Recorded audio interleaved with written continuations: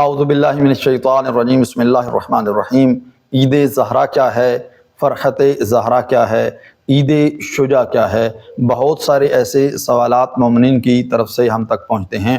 ایک لیکچر اسی حوالے سے تاکہ مومنین کو پتہ چلے کہ عید زہرا کیا ہے، فرحت زہرا اور عید شجاع کیا ہے۔ 9 ربیع الاول کا دن وہ دن تھا جب امام سجاد علیہ السلام تک یہ خبر پہنچتی ہے کہ آپ کے بابا کا قاتل عمر بن سعد لعین اس دنیا سے چل بسا ہے، اور اب تمام کے تمام قاتل وہ کیفر کردار تک پہنچ چکے ہیں۔ یہ وہ دن تھا جس دن امام زین العابدین علیہ الصلوۃ والسلام مسکرائے، ان کے چہرے پر خوشی کا اظہار ہوا، اس لیے اس کو عید زہرا کہا جاتا ہے۔ یہ اولاد زہرا کی خوشی کا دن ہے، اور پھر اس کے بعد اس دن کو 4 چاند اس وقت لگ جاتے ہیں جب یہی 9 ربیع الاول امام عصر والزمان کی تاج پوشی کا دن، چونکہ 8 ربیع الاول کو ہمارے 11ویں امام اس دنیا سے رخصت ہوئے، ان کی شہادت کا دن، تو 9 ربیع الاول کو امام علیہ السلام کی تاج پوشی کا دن ہے۔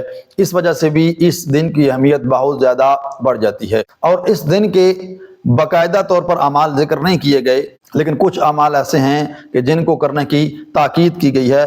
ان میں سے سب سے پہلا عمل ہے صدقہ دینا۔